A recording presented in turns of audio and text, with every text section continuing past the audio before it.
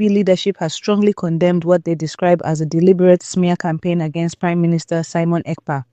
A recent entry on the Finnish version of Wikipedia has come under scrutiny, with accusations that it misrepresents Ekpa's role and distorts the Biafran struggle for self-determination. The USB government is calling this a calculated attack aimed at discrediting their movement in the eyes of the international community. Meanwhile, in Oslo, Norway, a court ruling in favor of Ambazonian leader Dr. Cho Ayaba has sparked both celebration and controversy. The court dismissed charges against Dr. Ayaba, but a state prosecutor has already announced plans to appeal. We will bring you full details on these two major developments, along with expert analysis. Jonathan has more. The States of Biafra government has issued a strong statement condemning what they describe as an orchestrated attempt to manipulate public perception of Prime Minister Simon Ekpa. The Finnish Wikipedia page in question, accessible at fi.wikipedia.org, wiki Simon Ekpa, has been accused of containing misleading and defamatory content. Officials argue that this is part of a broader strategy to delegitimize the Biafran struggle and undermine their leadership. According to USB government, Minister of Information, Telecommunications, and Postal Services Dr. Agi, this is not an isolated incident, but rather a systematic effort to distort historical narratives. They claim that international forces opposed to Biafra's independence have long relied on media disinformation to discredit their movement. She further explains that they can peddle their lies as long as they wish, but we have defeated them. The more they propagate these distortions, the more they expose their complicity in the ongoing genocide against our people. As the controversy unfolds, BTN has reached out to Wikipedia for comment regarding allegations of bias and misinformation. As of now, there has been no official response. Back to you in the studio. Begin with an inspiring story about Nnamdi Kanu's son, who has made global headlines for his academic excellence. Meanwhile, tragedy strikes in Enugu State as a university student is brutally killed in a targeted attack by Fulani herdsmen. These stories and more coming up next. Mazi Nnamdi Kanu's son has been recognized as the best student in mathematics and science in Georgia, USA, outperforming students from over 30 countries including China and England. Mazi Nnamdi Kanu is the leader of the indigenous people of Biafra IPOB. He was kidnapped by the Nigerian government from Kenya while traveling with UK passports and rendition to Nigeria in 2021. Nnamdi Kanu's son crowned best student in mathematics and science in the USA. This young scholar's achievement is a testament to the resilience and brilliance of Biafran youths worldwide. If you're just joining us, we earlier reported on the remarkable achievement of Mazi Nnamdi Kanu's son, who was awarded for outstanding performance in mathematics and science in the United States. Now we turn to a tragic incident in Enugu State, where a university student was brutally murdered by Fulani herdsmen, leaving an entire community in mourning. Donatus Ndubuisi, a 29-year-old student of Enugu State University of Science and Technology, was killed while assisting his widowed mother on their farm. According to reports, Ndubuisi had traveled home to visit his mother and decided to help her harvest cassava when armed Fulani herdsmen ambushed them. Tragically, he was shot and killed, leaving his mother devastated. This is not the first time the community of Eha Amufu has witnessed such violence. Residents say Fulani herdsmen have been terrorizing the area for years, with many families losing loved ones in similar attacks. Ndubuisi's father was also reportedly killed by herdsmen in the past, making this a double tragedy for the family. In response to the killing, thousands of women from Eha Amufu took to the streets in protest, demanding justice and an end to the violence. The protesters, representing 7 autonomous communities, accused the authorities of neglect and complicity, stating that the attacks have continued without intervention. The tragic murder of Donatus Ndubuisi has reignited calls for urgent security measures to protect vulnerable communities. We will continue to monitor the situation and bring you updates as they unfold. That's it. Media shouldn't have just jumped into character assassinating by just, labeling someone that you've not caught red-handed, that nobody in history has ever confirmed his tribe or his kinsmen with that kind of activities. Tools company, such tools company or engine, number one in the world is Google. Google is having over how many trillion assets and is the richest social media platform. It's richer than Yahoo by far. Then you have Alexia. You know, Wikipedia shouldn't have just jumped into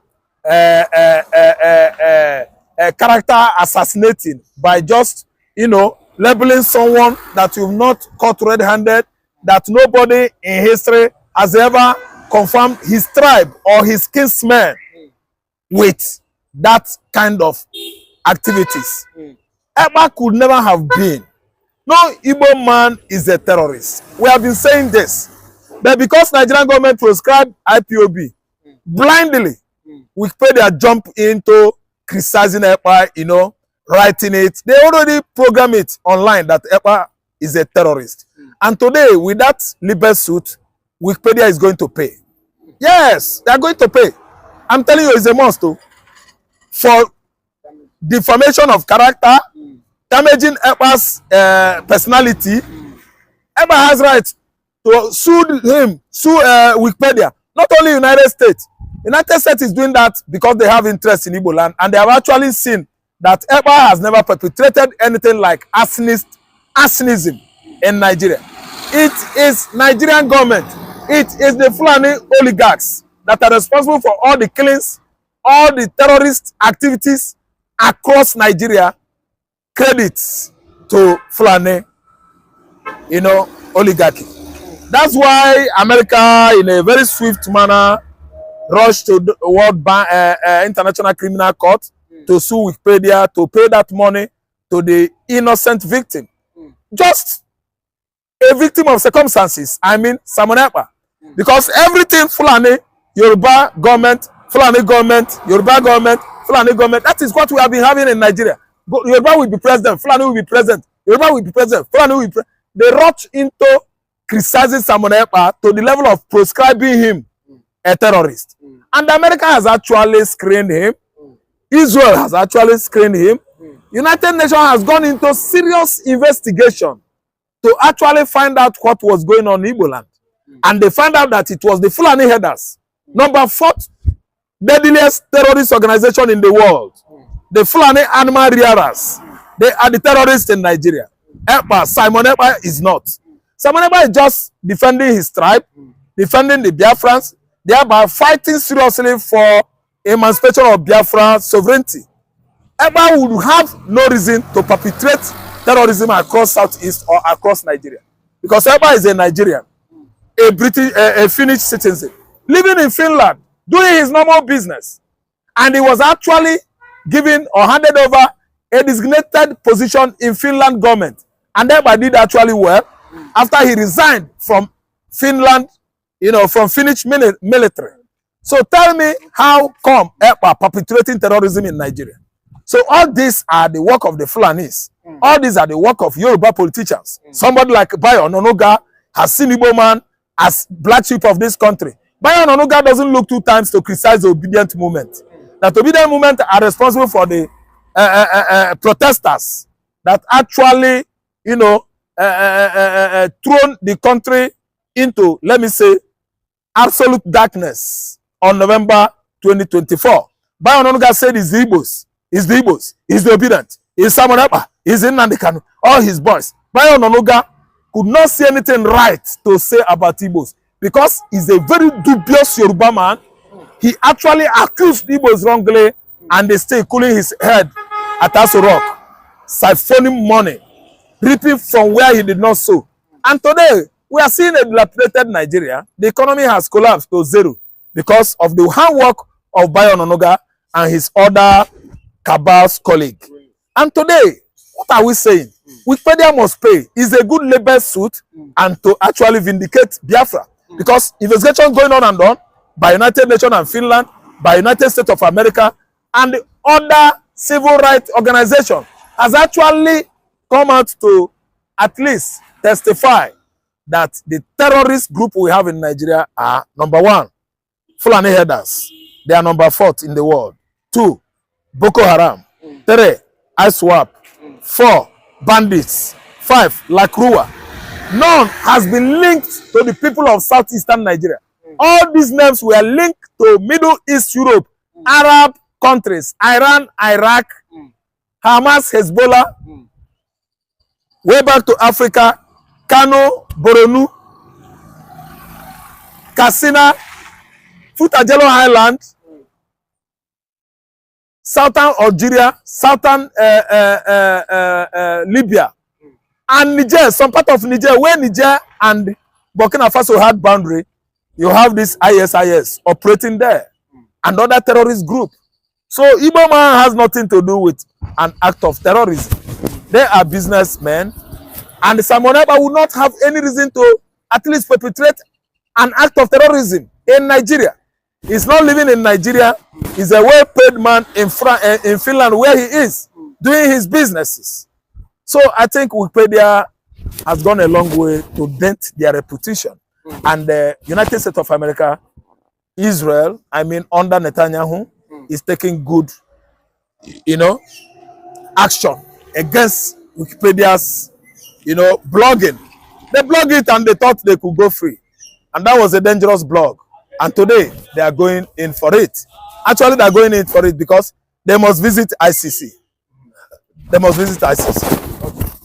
And we've seen during media chat with channels, Governor Soludo said, Ekpa issue is different from Nnamdi Kanu's case. That Ekpa was what? It was siphoning funds around the globe from Biafrans, to commit terrorism. Do you agree with that? Do you agree with what he said as regards, Ekpa, collecting donations fund, making himself rich and committing terrorism? No, actually, we investigated Ekpa's activities in Finland and found out that the donor account was meant for Biafra, liberation, Biafra liberation or inauguration that actually took part in Finland November last year. The whole money contributed are just meant for the funding for security in the land of Biafra.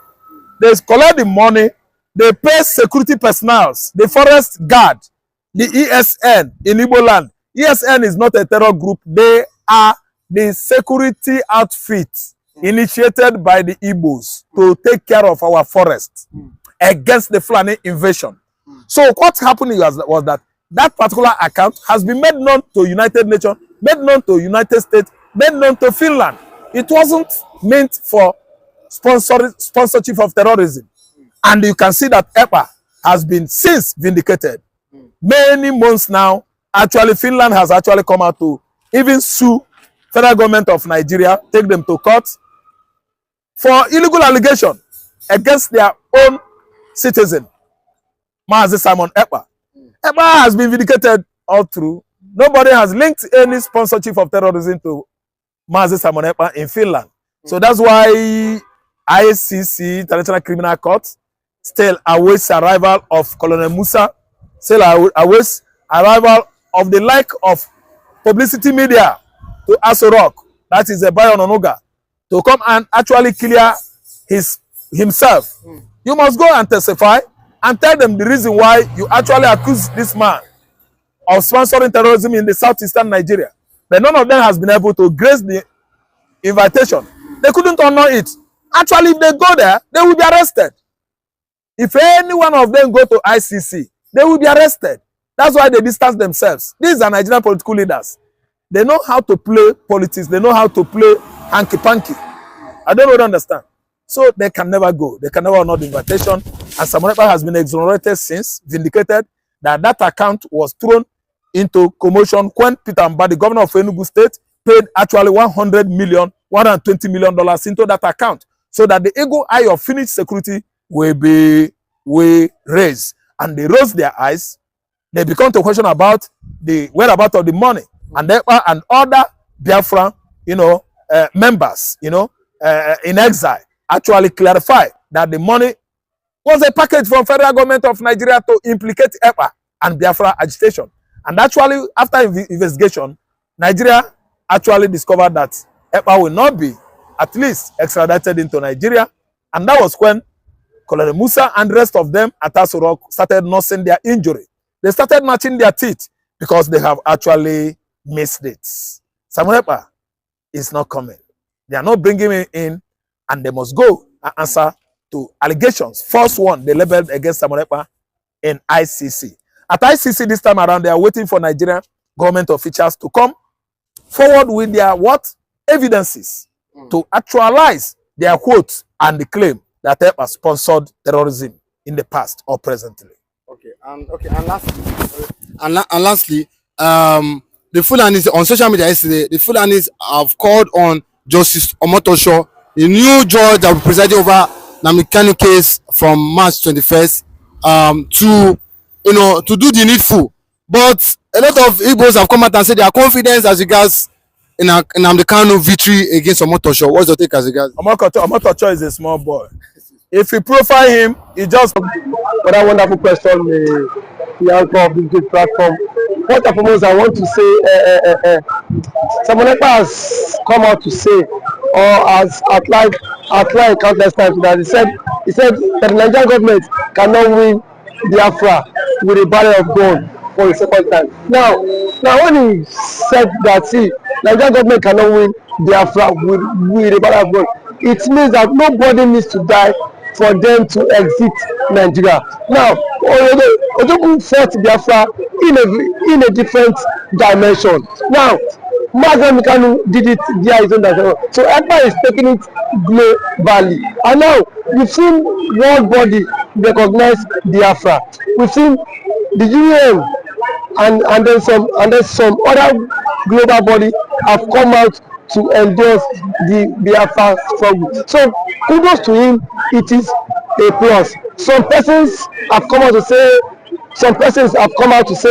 that Simon Ekpa should be discredited, the likes of Enugu and that of the southeastern governors. But my question is that you said Simon Ekpa should not be taken serious. Then who should be taken serious? The government who is not willing to protect our people? Is it the people who have refused to speak up when the Igbo man has been marginalized in the country? Is it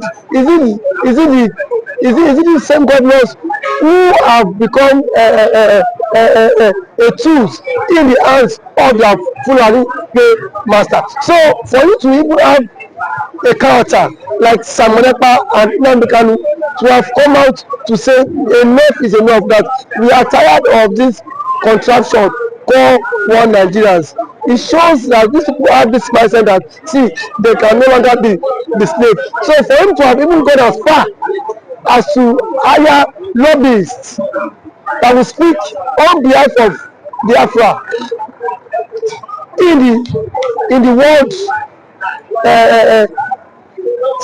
in the UN summit, to me it's a plus, and that alone, the voice of Biafrans will be heard globally, and the voice of an Igbo man is also being heard globally.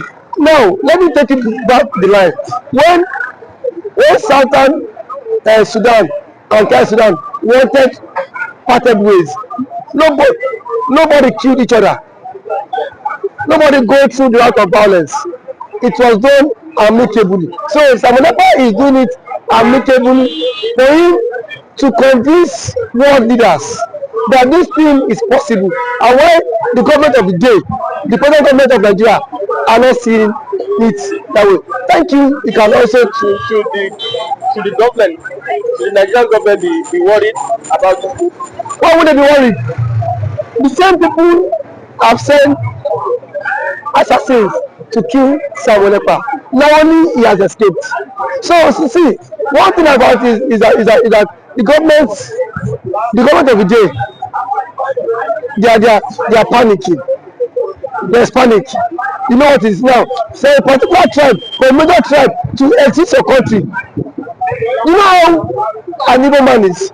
You know the investment of an Igbo man is in the country. Now imagine in Nigeria without an Igbo man. Let's just imagine that. I mean, dominance. That means the outside man would now dominate virtually every government parastatals in Nigeria. So now the reason why the Igbo man is still believe that's Nigeria is because the Igbo man is still in the contraption called Nigeria. But eventually, if the Igbo man leaves, my brother, the Yoruba man will know the true meaning of Nigeria, and then we don't know who owns Nigeria. Just like what Angobula said, he said they are not scared of the Igbos parting, exiting Nigerians. That was what he said. He said they are not scared. Indirectly, that means the other tribe would not have sense of belonging in the country. And we know it. We know it. I know it too. An African man now has the spirit of dominance. You cannot dominate him. If a Fulani man has the spirit of dominance, for you to dominate him, it will take ages. In terms of population, you cannot dominate them. So one thing is that Ojukwu have foreseen this whole thing. That was why he championed this Biafra struggle. And now, gradually, it is now becoming a reality in this contraction called Nigeria. Now, there are some Igbo men are even tired of the system called Nigeria. Just because they feel their brother is still in president.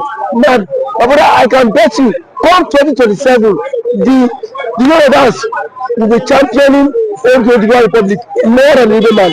I can bet you that. That I'm very certain of. Yes, we will championing because it is certain when their president, when their brother is being kicked away from the presidency, already there is a plot, and which he himself cannot escape. The president himself knows that there is a plot, and then the big shots in the north are forming alliance. You know it. RFI, a powerful influence in the north, is not in the league. Sorry, is not in good terms with the president. And now nobody can take that factor. What RFI did. Honestly, I made President Tinubu emerge as the president via his own influence. And then we have also the likes of Angulai, which is the chairman of the Northern Order Forum. He said, post that election, that the Northern Order Forum supported Tinubu, but from 2027, Tinubu will not get their support. So what does that mean? Now if the average person is not given the vote, now where will they get the vote? The shots come by 2027. The same thing the Yorubas have been after the Igbos for. Now they will be the master mind of it, because I can bet you by 2027 Yoruba will stop. And that's the slogan that will continue to trend, is that we are tired of the country, we want to follow the suit of the Igbo man and exit the country. And then the Igbo man now will not take them, tag them for being unserious, because now that the Igbo man is championing for the exit, we are saying the Igbo man is not serious. There are claims that the Igbo man is not serious, but I can bet you when the system will not catch up with you, then you will know why the Igbo man has been championing to exit. Thank you for this coming.